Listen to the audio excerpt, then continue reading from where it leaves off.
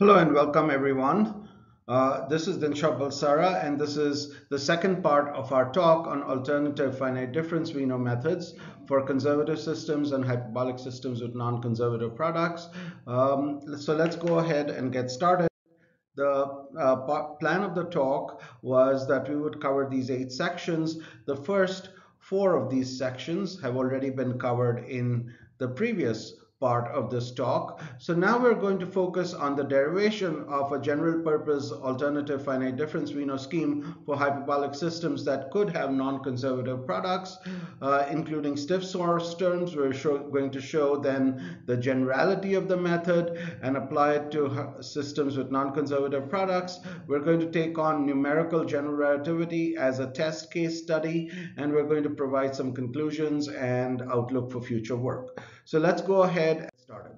So what we're interested, generally speaking, is conservation laws, but the physics of the situation is that these conservation laws sometimes could have non-conservative products. In other words, the most general hyperbolic system that one can write down is this one out here, which has a conservation form for the flux, but it also has a non-conservative product. And try as you may and try as you might, you'll never be able to write the non-conservative product in terms of a flux form. So in such circumstances, we want to have a general purpose alternative finite difference WENO scheme which can handle these non-conservative products. Now realize that as long as you have a flux form, you're going to have exact conservation on the mesh. As soon as you have non-conservative products, that exact conservation on the mesh has to be foregone. But realize that oftentimes these non-conservative products may act only on a few components of your solution vector, in which case the remaining components of your solution vector need to be in flux form, they need to be in full conservation form, and the parts that you cannot help because of the physics may take on non-conservative products which violate conservation. So we're going to essentially take that task on in this section, and we want to find a method which retains conservation for components which in fact do have flux conservation, and for components that have some non-conservative products, it can actually relinquish those non-conservative products but do so in the best form or in the best traditions of retaining all the physics. So what we're going to do is we're going to accomplish this with a little trompe l'oeil. In other words, we have a perfectly good alternative finite difference WENO strategy for dealing with a conservation law. So what we're going to do is we're going to essentially say that let's go ahead and treat the flux as 2 parts, a conservative part and a non-conservative part. So this part will always be treated as if it is a conservation law flux, but this part will actually be modified so that we have a non-conservative product, or we're going to extract a non-conservative product from it and use the non-conservative product in the form that we have. So this is called a trompe l'oeil in French, which basically means a trick of the eye. So we're just going to go ahead and pretend that the flux has been split into 2 parts, treat one part as if we're dealing with a conservation law, treat the other part as if we're always trying to turn it into a non-conservative product. So if we do that, we realize that our overall system has a characteristic matrix which is given out here, but it is the sum of 2 characteristic matrices. It is the sum of the matrix B, which is the Jacobian of the conservative part of the flux, and the characteristic matrix C, which is the Jacobian of the non-conservative part of the flux. So if we do that, we actually write the original conservation law in terms of this structure, where we see that we have essentially a conservative part of the flux which is treated in a flux conservation form, that's this part out here,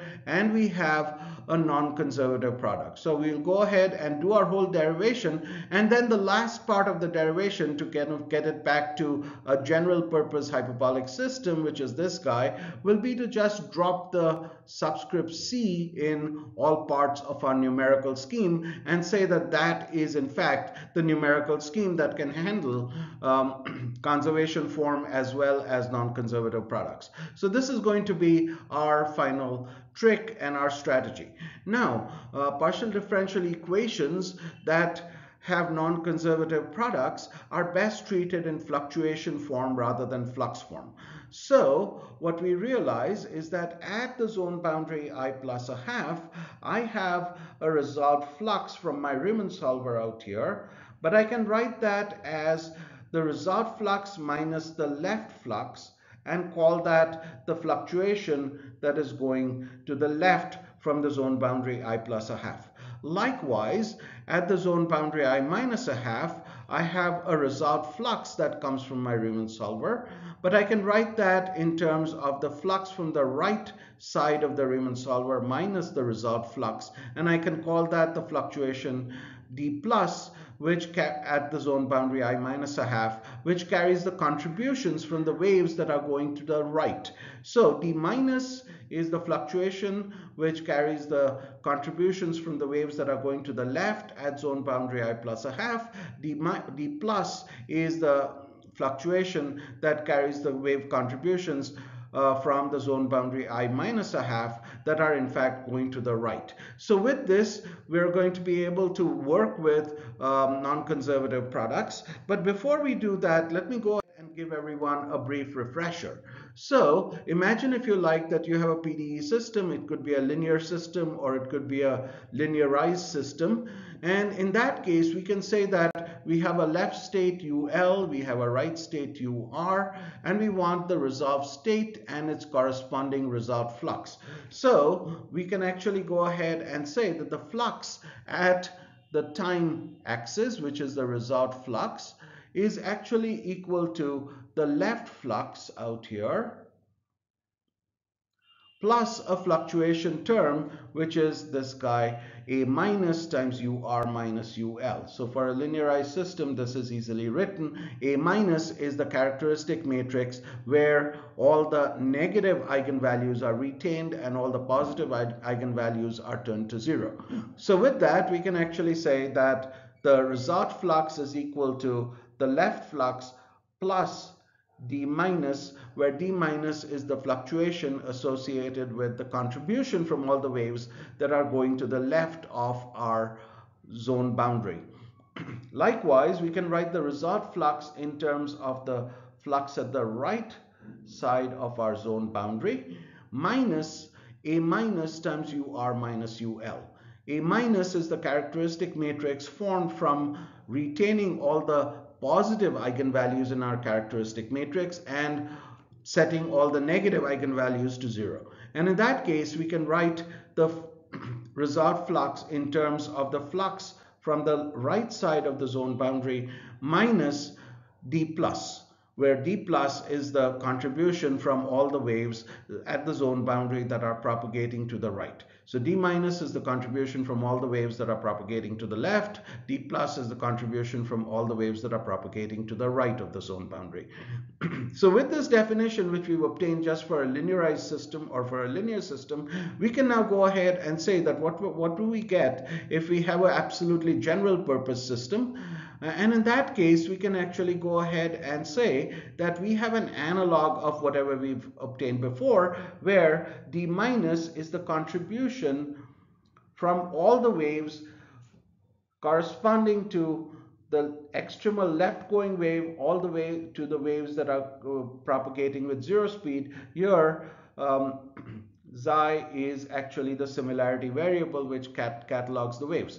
And d plus is the contribution from all the waves that are propagating in the rightward direction. This is all the waves with a speed of 0 or greater than 0. And that's exactly what we have. So we have SL propagating to the left, and we have SR as the extremal speed propagating to the right. And we can now go ahead and say that D minus is the contribution from all the waves that are propagating to the left, and D plus is the contribution from all the waves in our Riemann fan that are propagating to the right. So with this, we actually obtain a physical understanding and a quick review of fluctuation form. And let's go ahead and proceed. So this is actually our original alternative finite difference WENO scheme written out for fifth order. So you can see that it has the finite differencing of the fluxes, which would only give us a very good second order scheme, but then it has the higher order contributions from the higher order flux derivatives out here. So we're going to start with this guy that we've underlined, and what we're going to do now is we're going to modify it so that it is first written in fluctuation form. So the flux, the result flux at the zone boundary I plus a half, which is this guy, can be written in terms of the flux to the left of the zone boundary and the fluctuation that is going leftward, namely the fluctuation that is made up only of the contribution from the left going waves. Right? Likewise, so this allows us to replace this guy with a fluctuation that is D minus at the zone boundary I plus a half. Likewise, we can go ahead and look at the result flux at zone boundary I minus a half and write it in terms of the flux to the right of the zone boundary and the fluctuations associated with all the waves that are propagating to the right of the zone boundary, which is the D plus. So we're going to replace F star at zone boundary I minus a half with D plus associated with that same zone boundary, and of course the extra flux terms. When we do that, we actually get this sort of form for the fluctuation contributions, but notice that we have also the fluxes from the left and right of the zone boundaries, so we have to actually go ahead and have this extra contribution out here. Notice that the extra contribution is made up of a conservation form, which we could actually leave as is, and a non-conservative finite differencing of the fluxes that we're going to treat as non-conservative fluxes in the next step. So with this knowledge, we're basically going to go ahead and focus on this process of starting with this term out here and rewriting it in a way that is actually a trick of the eye. Namely, we're going to rewrite it as if it is a non-conservative product all the way through. So we can actually write the finite differencing of the flux in terms of a gradient of the flux evaluated at the zone center, but as we have seen already before in our studies, we will have extra terms associated with the higher order derivatives at the zone center. These will be the third derivative term of the non-conservative flux and the fifth derivative term of the non-conservative flux. And we've already learned that we can replace the third derivative of the non-conservative flux evaluated at the zone center by a finite differencing of the second derivative of the flux evaluated at the zone boundaries. Likewise, we can replace the fifth derivative of the non-conservative flux by a finite differencing of the fourth derivatives of the non-conservative flux evaluated at the zone boundaries. But what are we going to do with this leading term? With this leading term, we're basically going to go ahead and replace it with this term out here. And this term happily has the structure that is associated with a non-conservative product. So that is our basic that is our basic insight, which we're going to carry forward in the next transparency. So in the next transparency, we're basically going to go ahead and take this last equation that we've identified out here, namely this guy for the finite differencing of the non-conservative product, and we're basically going to go ahead and stick it into the middle equation that we have on this page. So that's what we're going to do, and we're going to see that it gives us a very important and interesting insight. So let's go ahead and do exactly that. So here we've just gone ahead and taken a finite difference of the non-conservative part of the flux that is to be treated eventually non-conservatively. We've written it in terms of a central part, which is which is illustrating or bringing to the fore the non-conservative aspect of our PDE system, and then we've written it in terms of a finite differencing of higher order derivatives of the non-conservative flux at the zone boundaries. So with that, we go ahead and stick that into the middle equation that we had out here. And notice something interesting. Notice that this contribution out here and this contribution out here has the exact opposite sign as this contribution out here and this contribution out here. Likewise, this contribution from the fourth derivatives out here and here has the exact opposite sign as the contribution from the fourth derivatives out here and out here. Of course, the flux in the middle equation is the sum of the conservative flux and the non-conservative flux. So we go ahead and replace the first equation into the second equation to get this very nice last equation on this transparency. So we see immediately that the first line essentially gives us a fluctuation form plus a centered finite differencing of the conservative part of the flux from within the zone, which is this term out here. So we get the fluctuation contribution out here, we get a finite differencing of the fluxes evaluated from within the zone, and we get the contribution from the so-called non-conservative flux, but now it's written out in a form that is very convenient for dealing with non-conservative products. So the first line is also very illustrative. It's actually giving us good insights into the physics of what we're looking for. But the second line is basically a finite differencing of the higher order derivatives, but now we have f minus f non-conservative. So we have the second derivative of f minus f non-conservative, and we have the fourth derivative of f minus f non-conservative. And recall that f minus f non-conservative is actually f conservative. So basically, this higher order derivatives that we're going to be considering are essentially just the higher order derivatives of the non-conservative product, because the conservation, they're just the higher order derivatives of the conservative part of the flux, because the non-conservative term has been exactly treated out here. So with this insight, we're now almost complete with our derivation. Because what we're going to do now is we're going to say that now we're going to effect our trompe d'oeil, our trick of the eye, and we're going to replace f conservative with just a simple f. Okay?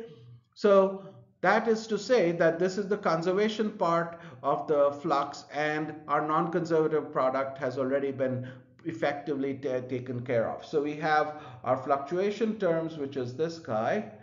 These carry the contributions from the zone boundaries. We have a finite differencing of the fluxes evaluated from within the zone. So notice that this guy is from within the zone, this guy is from within the zone of interest. And then we have a further contribution from the non-conservative products. And to compensate for the fact that we're doing a finite differencing of the conservative part of the flux. So to compensate for the fact that we're doing a finite differencing of the conservative part of the flux, we have the higher order derivatives of the conservative part of the flux evaluated from the zone boundaries. And finite difference out here. So this actually allows us to physically appreciate the contributions and what they're doing in our governing equation. So let's go ahead and lay it out. We have the contributions from the fluctuations, which actually carry the contribution from the upwinding, as well as the dissipation from the zone boundaries that stabilize the scheme. That's the first term out here. Then we have a finite differencing of the conservative flux, and this is actually part of the non-dissipative gradient taken from within the zone itself. Then we have the non-conservative product, which is this guy out here, and this is also non-dissipative and obtained from inside the zone. And in fact, the conservative flux has to actually be finite difference, the higher derivatives of the conservative flux have to be finite differenced in order to retain accuracy associated with the finite differencing that happened here as well as here. So these are all the contributions that have been assembled in a nice way and made sense of. So we have made physical sense of the equation that we have derived. Now we're ready to move forward. Now, the equation that we have derived, the update equation that we have derived, is just fine for most problems, but in certain corner cases, it would be numerically beneficial at an analytic level and at the level of order of accuracy. It's completely immaterial, but at a numerical level, it would help if we could replace this term with a finite difference like term with extra terms coming from the higher order derivatives at the zone boundary, and we do exactly that in order to go ahead and obtain this last equation for the update that we've obtained out here. So notice that now we have a finite difference type approach for treating the non-conservative products from the zone center, and we also have therefore contributions from the higher order derivatives of our solution vector coming from the zone boundaries. So that's the final form that we would like to obtain, and let's now go ahead and write out our final form in a way that is useful for practical applications. So for a hyperbolic partial differential equation with non-conservative products, so it has a flux part and a contribution from the non-conservative part, it can be discretized as follows in the subsequent equation, where we can actually, it is spatially discretized. This is the spatial discretization in this following equation, where we see that the first line, namely the line above the dashed line, it carries the contributions from the fluctuations, which is nice, carries the contribution from the internal finite differencing of the flux, and carries a finite difference like contribution from the inside of the zone to the non-conservative products. And therefore, we have two compensating parts. We have higher order derivatives of our solution vector from the zone boundary that are finite differenced out here. And we also have contributions from higher order derivatives of the flux part that are finite differenced from the zone boundaries. So we still follow our same convention, namely if we want just a third order scheme, then we retain only the black terms in the above equation. If we want a fifth order scheme, then we retain the black and red terms in the above equation. If we want a seventh order scheme, then we retain the black, red, and blue terms in the above equation. And if we want a ninth order scheme, we retain all of the black, red, blue, and magenta terms in the above equation. Notice that the first row of this equation will give us an extremely nice second order scheme, but the remaining rows are needed in order to restore higher order accuracy to the flux terms and the non-conservative products.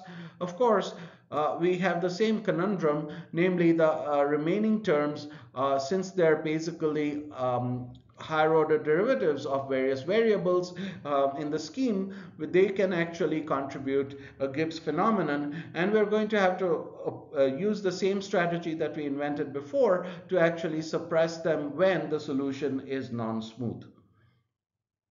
So we can go ahead and conceptually imagine our scheme or write down our scheme in 3 easy steps. In the first step, we basically start with the mesh function and we do a WENO interpolation, not a reconstruction but an interpolation, and this is actually done with characteristic variables just as before. So we actually obtain from this interpolation, if we're focused on this zone boundary, then we can actually obtain a state from the left, an interpolated state from the left, and an interpolated state from the right, and that can be thrown into a Riemann solver in order to obtain the fluctuations, the right-going as well as left-going fluctuations from that particular zone boundary. We can do that at zone boundary I minus I half obtaining its left interpolated state and its right interpolated state, throwing it into our Riemann solver, which now returns to us fluctuations instead of fluxes. And therefore, we have assembled, or we've got put together all the terms that are needed for obtaining the first row of the AFD-WENO scheme, which will actually give us a very good second order scheme.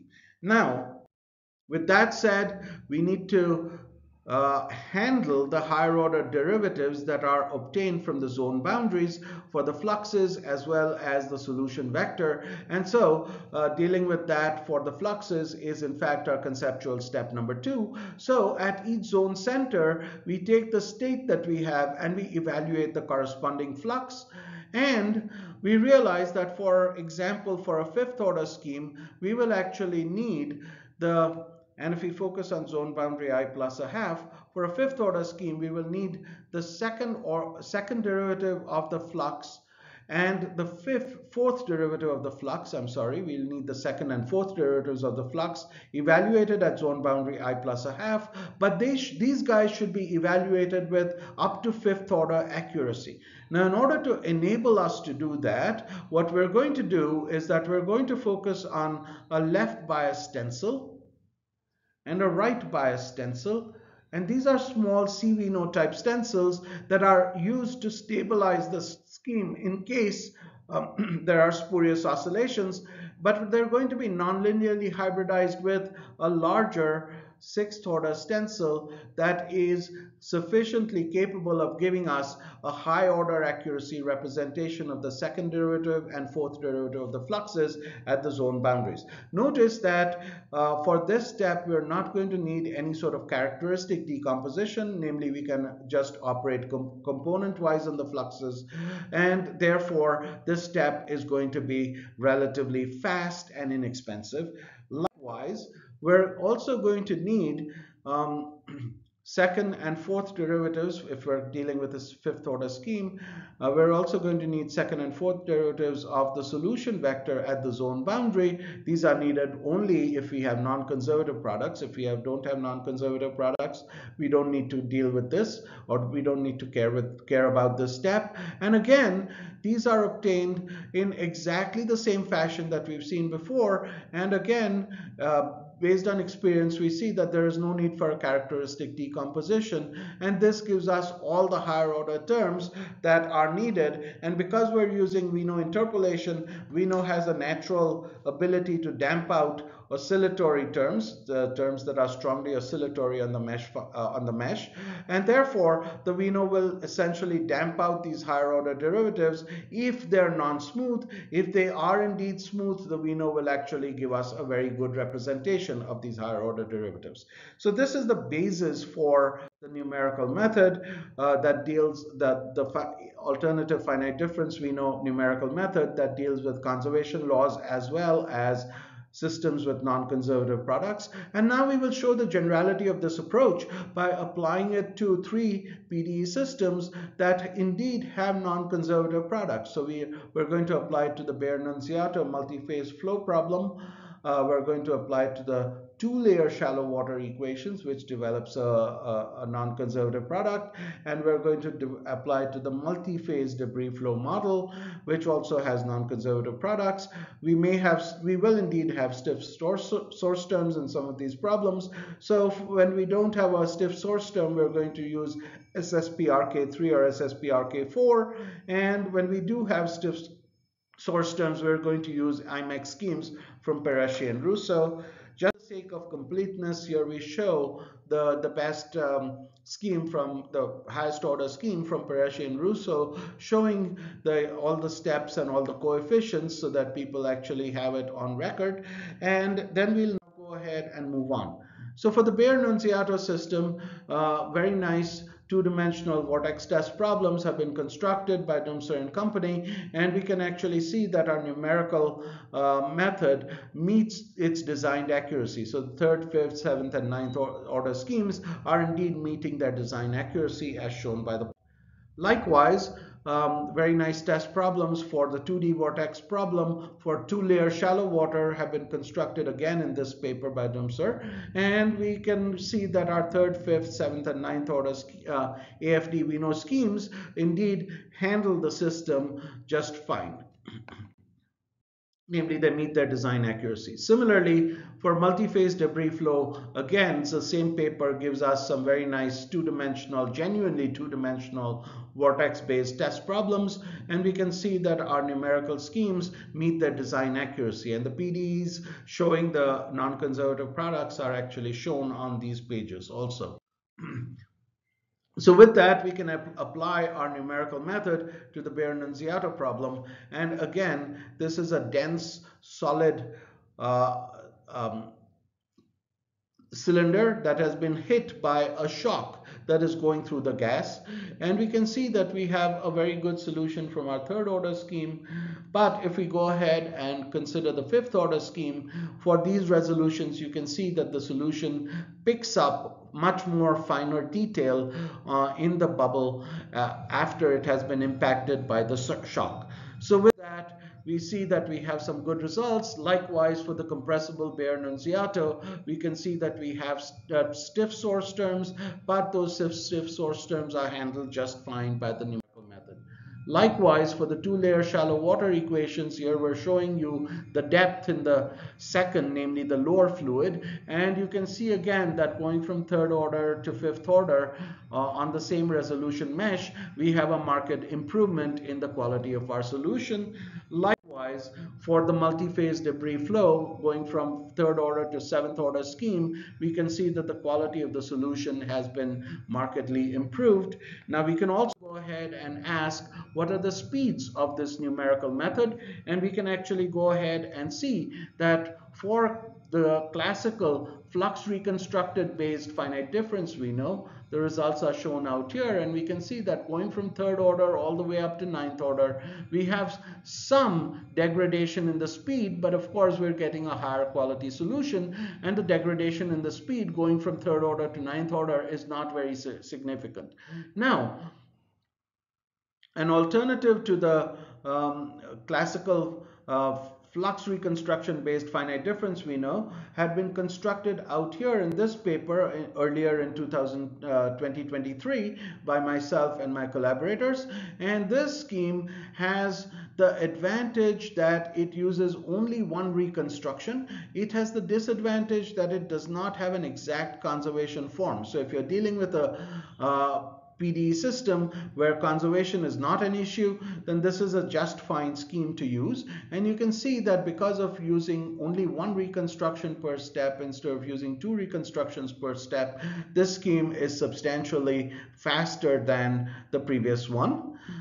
We can also catalog the speed of the alternative finite difference WENO applied only to conservation laws, and we can actually go ahead and read that off out here, and we can see that for all the different situations where the original classical finite difference WENO in flux reconstruction form was used, our new scheme, which is this guy applied to the same conservation laws, will work about 6 to 12% faster. So that's a good, nice little improvement, and it shows that we have a nice scheme that handles everything with just fine and has some substantial advantages with respect to free stream preservation, etc., relative to the original classical finite difference WENO.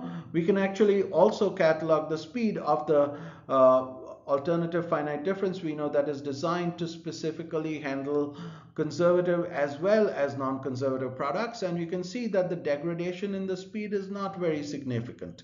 Of course, this scheme is doing a lot more in the sense that it is achieving a lot more, and then we can actually finally say that there is also a less expensive faster version of the scheme that has been constructed in our paper.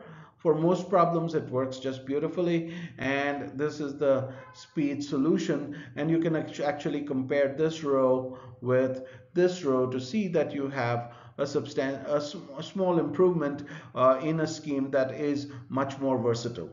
So with this, we've completed our study of alternative finite difference WENO schemes and their speeds and also their performance for systems which have conservative form as well as perhaps non-conservative products. Now it's time to go ahead and put this whole machinery to what is perhaps its most rigorous test, and that test is associated with general relativity.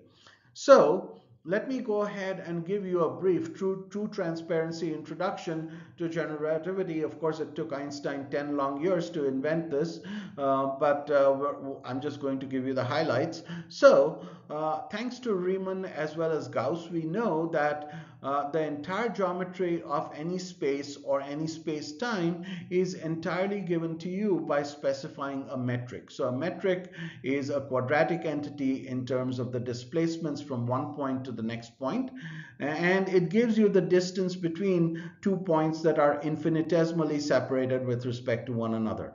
Once you have this much data, once G alpha beta, the tensor G alpha beta is specified, for any displacement from one point to another point. So if you have one point out here and you have a neighboring point out here and you make a small displacement from here to here, call this dx alpha or dx beta, then associated with this you can actually go ahead and obtain a distance measure associated with that, and just that much physics is enough to go ahead and specify the full geometry of space or the full geometry of space-time, be it flat space or curved space. We also need in general relativity to distinguish between time and space, and we can actually make that distinction by writing out the metric in a form that is especially evocative out here. So we have alpha, which is the lapse function, which actually gives us the time difference, as it were, which actually marks out the time difference between one space-time manifold and the next space-time manifold. We have the shift, which actually catalogs the fact that sometimes for space-times that have rotation, you might actually have a propagation or a frame dragging associated with the rotating object, and the lapse and the shift are essential. And then we have the three-dimensional contribution to the metric, which is this gamma ij.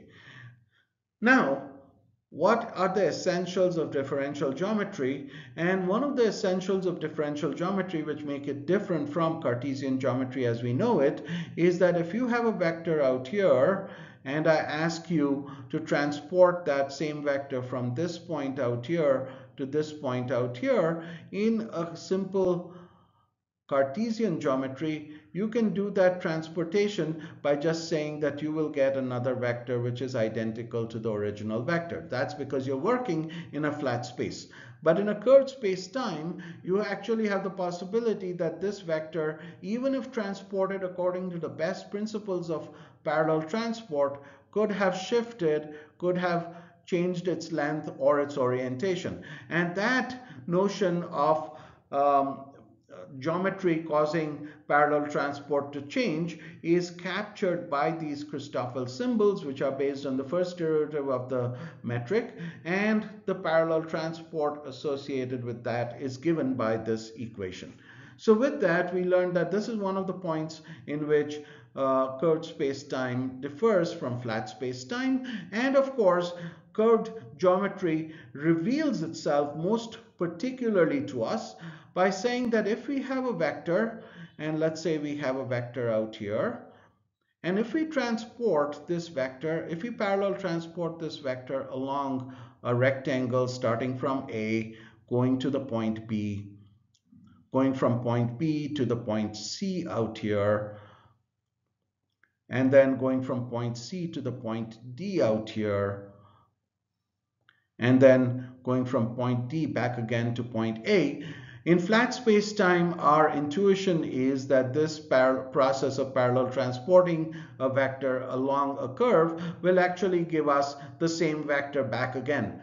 Now, general relativity reveals itself to us by showing that if we do such a parallel transport along a closed path, starting from A, going to B, going from B to C, going from C to D and going from D back to A, then we will actually have a situation where this vector can indeed change orientation and can change magnitude and direction. And so this change in the vector is revealed to us by a particular tensor. So this is the change in the vector, that is chi of alpha.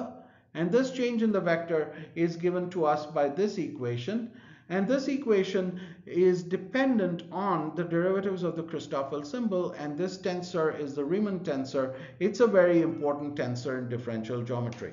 So the entire general relativity as conceptualized by Einstein can be written in two very simple equations. You take your Riemann tensor and you contract it in various ways to obtain the Einstein tensor. And the Einstein tensor basically tells us that this is where the information associated with geometry is codified, and the geometry responds to the fact that you have a mass energy tensor, which is this guy out here. So mass energy, the presence of mass energy, tells the geometry how to curve. So T alpha beta tells G alpha beta how much curvature it should represent. And in return, the curvature itself tells test particles how to move. So this is our geodesic equation, the equation that we've seen before. And this equation tells us that the effect of geometry is hidden in these Christoffel symbols. Now, the general relativity equations turn out to be a second order in space and second order in time set of equations, and our first order hyperbolic formulations could not possibly be applied to that. But in an important tour de force, what Michael Dinshaw has done is he has actually been able to recast these equations as a first order conformally covariant Z4 formulation. And this system, it actually turns out, it's just the physics of the situation that this system turns out to be non-conservative. And the first approach was, of course, to try the beautiful DG scheme to these general relativity equations. This is where one ran into a problem, because this is a phenomenally large system with 59 components. And therefore, if you think about retaining all the higher order moments of the DG scheme and evolving them, you get a phenomenally large system that has to be evolved, and it becomes an impasse. Therefore, this is where WENO, with its higher order abilities and its low memory usage, has an in or a natural opportunity, because it is actually the scheme of choice for dealing with general relativity. DG would be just too prohibitively expensive in terms of CPU usage as well as memory usage. So with that, let's go ahead and see the very simplest ideas. So here's your matter tensor all over again. Here's your gravitational constant. This is what Newton gave us. And this is your Einstein tensor, which kind of takes its orders from the matter and says, okay, matter tells me how to curve. But of course, these two tensors evaluated in a numerical sense would never be exactly equal. So there has to be some strategy of realizing how much of a defect we have and carrying away that defect. And that's actually this part out here. So this defect is carried away using a hyperbolic system or a hyperbolic formulation, and it's carried away at the speed of light. Or it's carried away with speeds that are modulated by these coefficients out here. So we actually go ahead, or actually maybe it's carried away by the speed of light anyway, or close to the speed of light again. So we actually realize that the equations, Einstein's equations, nevertheless embody the physics of what we want. Namely, they embody the physics of energy conservation and also momentum conservation. And those two equations are given out here. So we expect that there'll be deficiencies out here, and we have to have a numerical method that retains energy conservation and momentum conservation on the mesh. So these are energy and momentum constraints associated with Einstein's equations. And now turning the second order system into a first order system is a tour de force, but it comes with its own cost, which is to say that one has to define 30 auxiliary variables, which are these guys, and each of those auxiliary variables has to be endowed with its own governing equation, which is this guy, and this guy. And with that and some other choices for the gauge, we can actually go ahead and have our full system um, of equations for the FOCC-Z4 formulation of Einstein's equations.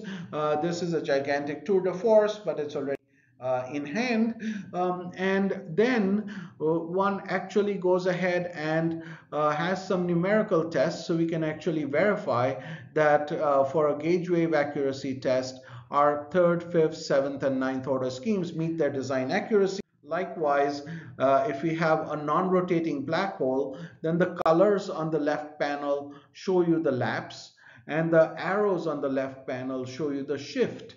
And so with the lapse and shift identified out here, we can ask, how does it represent the energy and momentum constraints? And that's shown to you out here. So H is the energy constraint, and we see that the energy is preserved very nicely on the mesh. Likewise, the M1, M2, and M3 are the momentum constraints, and they're preserved very nicely on the mesh for our simulation of a three-dimensional black hole, which is not rotating. If we go ahead and put the black hole into rotation, then again the colors out here in the left panel show us the lapse, and the arrows out here show us the shift, and you can now see that the arrows have a circulation type shape, and that is associated with the fact that the black hole is spinning, and it actually drags the frame that the coordinate frame along with it. And here again on the right panel you can see that the energy and momentum constraints are very nicely met as a function of. So with that, we actually come to our conclusions. We see that we have demystified the alternative finite difference WENO formulation and actually made it very simple and accessible, because the script, the computer algebra system script, is given to you. We've applied the AFD-WENO system or scheme to conservation laws for problems with arbitrarily strong shocks, and shown that we've arrived at a general purpose scheme that can be used for all conservation laws. We've also extended the formulation to include non-conservative products, and again we've shown that this is very general purpose and it can handle non-conservative products as well as stiff source terms. The acid test for our numerical methods was that you have a gigantic 59 component general relativity system, and we are able to solve it numerically on the mesh, so that's a good thing. Well balancing for these methods is also in the bag, it's in the pipeline. We will soon show that these methods satisfy the geometrical conservation law, and they can accommodate to fast sweeping methods, so that problems that need to be driven to steady state are in fact driven to steady state. And we will also have variants of these methods that are divergence preserving and curl preserving.